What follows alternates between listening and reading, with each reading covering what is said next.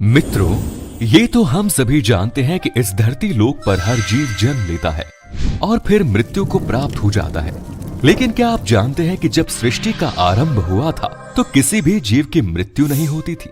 जी हाँ, आपने सही सुना। अब आपके मन में ये सवाल उठ रहा होगा कि आखिर फिर जीवों की मृत्यु कब से होने लगी? तो आपको ये जानकर हैरानी होगी कि इसके लिए मृत्यु को जन्म लेना पड़ा। और आज हम आपको मृत्यु के जन्म लेने की कथा के बारे में ही बताने जा रहे हैं, तो वीडियो के अंत तक हमारे साथ बने रहिए।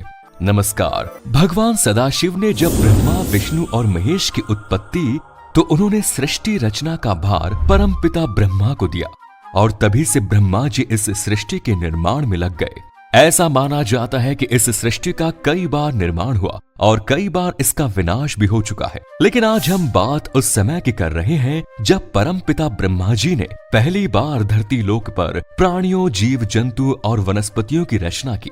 सृष्टि को आगे बढ़ने के उद्देश्य से तो ब्रह्मा जी ने सभी जीव जंतुओं की रचना कर दी, परंतु धीरे धीरे पृथ्वी पर जीव जंतुओं की संख्या बढ़ने लगी। इसका कारण था कि दिन प्रतिदिन तो नए जीव उत्पन्न हो रहे थे, लेकिन किसी की भी मृत्यु नहीं होती थी। ये देख परमपिता ब्रह्मा जी सोच में डूब गए कि अगर इन प्राणियों की संख्या ऐसे ही बढ़ती रही तो उनके भार से ये पृथ्वी पुनः या तो रसातल में चली जाएगी या फिर डूब जाएगी। तब ब्रह्मा जी पृथ्वी पर भार का संतुलन बनाने के विषय में सोचने लगे, परंतु बहुत सोचने के बाद भी परमपिता ब्रह्मा जी को कुछ समझ में नहीं आया। तो उन्हें क्रोध आ गया और उसी क्षण उनके क्रोध से अग्नि प्रकट हो गई।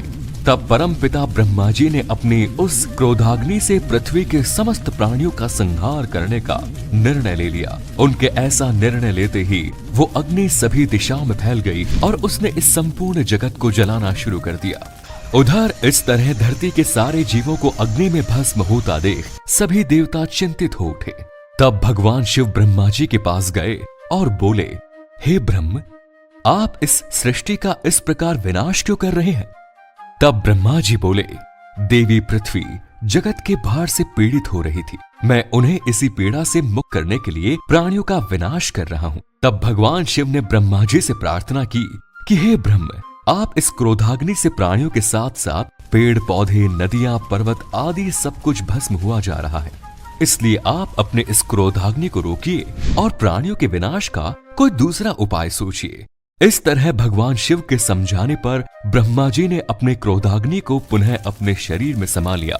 अग्नि को वापस अपने शरीर में समेटते समय परमपिता ब्रह्मा ने इंद्रियों से काले, लाल और पीले रंग की एक स्त्री उत्पन्न हुई।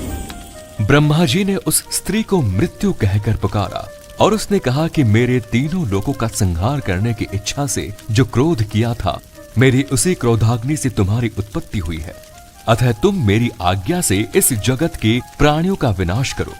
मित्रों, ब्रह्मा जी की ये बात सुनकर मृत्यु बहुत दुखी हो गई और ये कहते हुए रोने लगी कि मैं भी पाप और अधर्म से डरती हूँ और फिर स्त्री होकर मैं ये कठोर और अहित कार्य कैसे कर सकती हूँ। रोती हुई मृत्यु की आंखों से जो आंसू टपक रहे थे उसे ब्रह्मा जी ने अपने हथेली में ले लिया और फिर मृत्यु को समझते हुए बोले कि हे मृत्यु, कि तुम मेरी आज्ञा का पालन करो, इससे तुम्हें कोई पाप नहीं लगेगा। मैंने जो तुम्हारी आंसुओं की बूंदों को अपनी हथेली में ले लिया है वो व्याधियां बनाकर उन प्राणियों का नाश करेगी और उसके पश्चात तुम उन प्राणियों के प्राण को हर लेना। इससे तुम्हें अधर्म नहीं, धर्म की प्राप्ति होगी और सनातन धर्म तुम्हें सदा ही पवित्र बनाए रखेगा।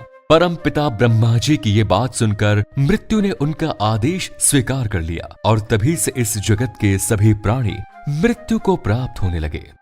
मित्रों, ऐसा माना जाता है कि तभी से इस धरती लोक के जीवों की मृत्यु होने लगी और इसे मृत्यु लोक भी कहा जाने लगा। तो मित्रों, उम्मीद करता हूं कि आपको हमारी वीडियो पसंद आई होगी। अगर आपको हमारी ये वीडियो अच्छी लगी तो इसे ज्यादा से ज्यादा लाइक और शेयर करें। साथ ही ऐसी ही और वीडियोस के लिए